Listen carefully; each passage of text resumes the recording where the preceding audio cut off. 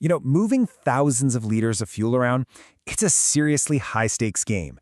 And look, it's not really a question of if something goes wrong, it's a matter of when. So when it does, the only thing standing between a minor problem and a total catastrophe is a rock-solid plan. So let's dive in and break down the playbook that's designed to turn chaos into control. So, picture this. A tanker loaded with 30,000 liters of diesel has some kind of incident out on the highway. So what is the first thing that happens? Who gets the first call? Who's in charge? Well, the answer isn't just chaos and panic. It's actually this highly choreographed response that kicks into gear the very second something goes wrong. And this really gets to the heart of what we're talking about today. When you're hauling something this volatile, the most important tool you have isn't the truck itself, it's the plan. It's that detailed, well-practiced, and documented procedure for when things, inevitably go sideways. All right, let's dive into the most vital window of time, those first few critical minutes right after an incident happens. This is where training, clear roles, and immediate action can make all the difference in the world. So everything, and I mean everything, revolves around this, the Emergency Response Plan, or ERP. The best way to think of it is as the central playbook for a crisis. And it's not some vague guideline. It's more like a super detailed step-by-step instruction manual that's all about protecting people, the environment, and property by making sure the response is fast and, most importantly, organized. And here's what's so critical about this plan. There's zero confusion about who does what. The minute an incident occurs, a clear chain of command just clicks into place. The driver, they're the first responder on the scene. The HSSC officer coordinates with the pros, fire, police. The fleet supervisor gets the company's own teams rolling while management handles the high-level calls. Everybody knows their job, they have their lane, and they stay in it. And for that driver on the scene, their actions are super simple, super clear, and they are drilled into them through training. 1. Raise the alarm within the company. 2. Secure the immediate area, with hazard triangles and tape. 3. Call the official emergency lines. This isn't about playing the hero, it's about executing a well-rehearsed life-saving protocol, plain and simple. And yeah, that clock is ticking. This 1-hour reporting window, it's totally non-negotiable. And why so strict? Well, because every single minute of delay dramatically increases the risk. A small spill can reach a waterway, a small fire can become a massive blaze. This 1-hour rule ensures the full weight of the response team is mobilized before a small problem spirals out of control. Okay, so the alarm's been raised, everyone knows their role. Now let's get into how the plan actually branches out into specific actions, because let's be real, a fire demands a very different response than a fuel spill. All right, let's start with the scariest one, right? A fire. I mean, when you've got thousands of liters of diesel, even a tiny spark can turn into an absolute catastrophe in a blink. The fire protocol is all about a swift, decisive hierarchy of safety. And what's priority number 1? Human life. Always. Evacuate everyone to a safe assembly point immediately. Now, if, and this is a big if, the fire is small and you think you can handle it, you use the onboard extinguisher. But if that tanker itself is on fire, the rule is simple: get away.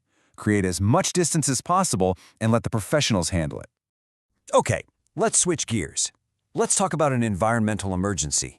A major diesel spill might not have that same immediate, explosive threat as a fire, but it's a huge, long-term threat to the environment, especially our water sources. Right, so here, the name of the game is containment. First thing you do, stop the leak if you can. Then, you immediately deploy that spill kit that every truck has, using booms to create barriers and absorbent pads to soak up the fuel. The absolute #1 critical goal is to stop that diesel from getting into a drain or a river. That's the nightmare scenario. Now, obviously, following all these procedures is pretty much impossible without the right gear. I mean, a plan is just words on a page if the people on the ground don't have the tools and the protection they need to do their job safely and effectively. Now, this is where things get really interesting, the level of detail. This isn't just some vague memo that says, hey, wear your safety gear. Nope. The plan breaks down exactly what personal protective equipment, or PPE, is mandatory for every single role. And that level of detail is absolutely crucial, because it eliminates any guesswork when you're in a high-stress situation. And this slide is a perfect example of what I'm talking about. Not all gloves are the same, right? A driver doing a quick mechanical check might just need standard leather gloves, but the person actually handling the fuel, they need special chemical-resistant nitrile gloves that meet a specific safety standard. It's that level of detail that actually prevents injuries. And this really drives home the safety culture with a simple, powerful rule. Your protective gear is not optional, and it's useless if it's broken. A cracked helmet or a torn glove isn't just a minor issue. It's a major risk that has to be dealt with right away. There's no, it'll be fine for one more trip. It's just no. So beyond what people are wearing, every single truck is basically a self-contained safety unit. Before a truck ever leaves the yard, it's confirmed that all this gear is on board and ready to go. Fire extinguishers that have been serviced, a full spill kit, first aid box, the whole shebang. This isn't just some boring checklist. This is the literal toolkit for surviving those first critical minutes. All right, so the fire is out, the spill is contained, the immediate danger is over. But the work isn't done, not by a long shot. For the safety team, this is actually when some of the most important work really begins. The whole goal here is to make sure that every single incident, no matter how small, becomes a powerful lesson. And they do this through something called root cause analysis, or RCA. Now, this is super important. It's not about pointing fingers or finding someone to blame. It's about asking why again and again and again until you uncover the fundamental issue. It's like being a detective. You just keep asking why until you can't ask it anymore. That's the only way you can truly stop it from happening again. And what's really key here is that this isn't some endless, open-ended investigation. It's a structured, time-bound process with hard deadlines. Think about it. 48 hours, you've got a report. 3 days, people are assigned tasks to fix the problem. Within 2 weeks, those fixes are in place. This whole cycle, from the incident to a verified solution, is wrapped up in just over a month, ensuring that lessons are learned and put into action fast.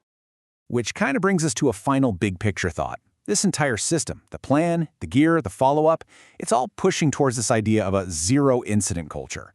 But honestly, is perfect safety, zero incidents, even possible in an industry this risky? Maybe not.